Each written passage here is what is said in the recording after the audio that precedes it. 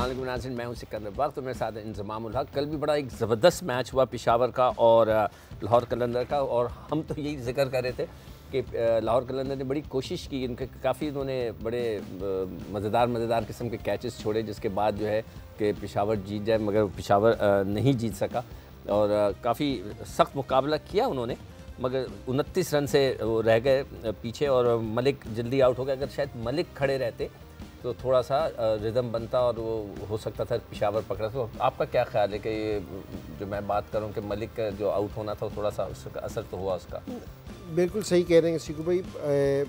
T20 में अभी ये भी देख रहे हैं कि अगर एवरेज 15-16 की भी हो ना और आपके पास विकेटें हो, आपके मेन बैट्समैन खेल रहे हो, तो आप 1 से 2 ओवर में ना आप कवर कर जाते हो। जिस तरह अभी हमने पहले वाला मैच ही देखा था, ये जो मुल्तान का और इस्लामाबाद का था कि कोयटा का, क्योंकि जी 3 ओवरों में 48 स्कोर चाहिए थी, 16-17 की एवरेज चाहिए थी, तो वो 1 ओवर में 25 रन बन के एवरेज 8 की आ गई। मुल्तान जीत गया, वो लहदा बात है, लेकिन कोयटा बिल्कुल वहाँ पहुँच गया था। तो विकेटें हाथ में होना बड़ा ज़रूरी है। और कल है ना, मेरे ख्याल में लाहौर ने बड़े मौके दिए कि तुम विकेटें अपने हाथ में रखो, लेकिन ज़ल्मी वालों ने भी कहा कि हमने नहीं रखनी।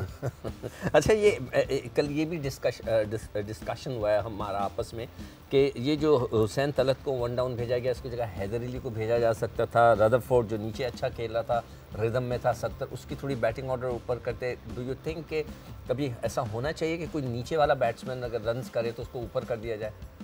नहीं, ये आप कर देते हैं, लेकिन सिकू भाई इस चीज़ में देखना ये होता है कि जी आप उस जगह पे खेलते भी हैं या नहीं खेलते।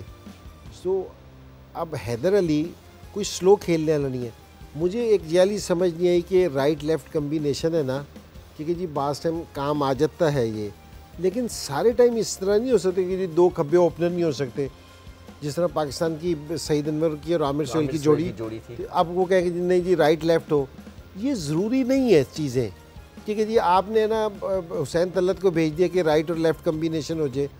ये हुसैन तलत की जितनी भी आप परफॉर्मेंस है ना, जो उसने पहले मैच में भी बड़ी ज़बरदस्त इनिंग्स खेल ली थी, क्योंकि ये फिनिश तो मलिक ने किया था, लेकिन बीच का सारा स्लॉट ना हुसैन तलत ने कवर किया था। उसने 50-60 रन किए थे, बड़े ज़बरदस्त। तो उसकी वो बैटिंग है ना, वो करते ही 4-5 नंबर पे है, तो उससे अगर आप ऊपर लेके आएंगे तो वो इतना अच्छा आपको नज़र नहीं आएगा। तो बाकी ये कि जी मलिक एक्सपीरियंस प्लेयर था जो मैच को फिनिश करता है, उसका आउट होना ज़रा महंगा पड़ गया उसका। अच्छा, एक और चीज़ जो हमने कल डिस्कस की थी वो ये थी कि इंजी को हर प्रोग्राम में एक ही बात कर रहे हैं कि जो शुरू के 6 ओवर हैं वो सारा खेल बनाते हैं, और वाकई ऐसे ही हो रहा है कि अगर ओपनर्स रन्स कर दें शुरू के 6 ओवर तो वो बैटिंग निकल जाती है, और अगर बॉलर आउट कर जाएं तो वो एक काम अलग हो जाता है। तो कल पेशावर ने जो है स्पिनर्स को, मलिक खुद आ गए बॉल कराने, वहाब को गेंद करानी थी। ये पॉइंट भी मैंने थोड़ा रेस किया था कि वहाब आते और तिखी किस्म के 1-2 ओवर कर जाते, उनकी पेस तो है, तो हो सकता है कुछ फ़र्क पड़ता। देखिए आप क्या समझते हो? अगर आप अभी एडवाइस करोगे, you are the president of the club, तो आप कह सकते हो उन्हें कि भाई वहाब आगे कोशिश तो करें? नहीं, बिल्कुल सही बात है सिकू भाई इसमें कि देखो वो डिपेंड जिस चीज़ पे कर रहे हैं, वो फ़ख्र पे डिपेंड कर रहे थे, ओपनिंग पार्टनरशिप पे डिपेंड कर रहे थे। उनको हुआ कल क्या, जिस टाइम मलिक ने और दूसरे स्पिनर ने ओवर किया है ना, आरिफ ने, उन्होंने 20 रन किए 2 ओवरों में, और आप है ना सेटल हो गए। जो शुरू का प्रेशर होता है ना पिच का, वो ख़त्म हो गया एकदम।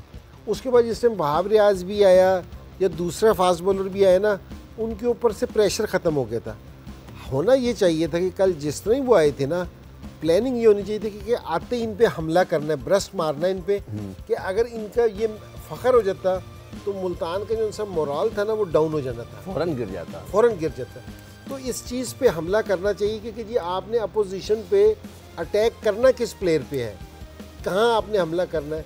तो मेरे ख्याल से सबसे मैं वैसे ही सोच रहा था कि जो सबसे अच्छा और सबसे अच्छी इनफॉर्म बैट्समैन होता है उस पर सबसे ज़्यादा अटैक करना चाहिए, इसलिए वो निकलता है तो पूरी टीम बैठ जाती है। आप देख रहे हैं ना कि अगर आपका मेन बैट्समैन जिस टाइम आउट हो जाए तो आपके डग आउट में एकदम हलचल मिल जाती है, खामोशी हो जाती है। उधर जिस टाइम कैमरा जाता है ना तो कोच भी बैठा होता है, सबके मुंह बन जाते हैं। तो ये ज़रूर हमला करना चाहिए। और जरजई का जल्दी आउट होना भी फ़र्क पड़ा, मगर जरजई पे आप डिपेंड कर सकते हैं, वो क्रॉस बैट बहुत खेलता है। नहीं, हमने शोएब मलिक का हम जिक्र कर रहे थे कि उसको लंबी इनिंग्स खेलनी चाहिए थी, या ये नीचे से आके ना थोड़ा से करना चाहिए था। जरजई है ना ऐसे ही है कि जी ठीक है कि जी चला तो चांद तक, वरना शाम तक चलो जब ये तो कल के मैच की बात हो गई कि थोड़ी गलतियां कर गए पेशावर, और आई होप कि रिकवर कर सकें। और मैं तो रिक्वेस्ट करूंगा, मैं पर्सनली बिलीव करता हूं कि वहाब को ना 1 या 2 ओवर नए गेंद से तिखे करने चाहिए, ताकि जो ओपनर्स हैं उसको वो हिलाएं, और फिर उसके बाद अगर वो आउट कर लेता है तो वो टीम काबू में आ जाती है।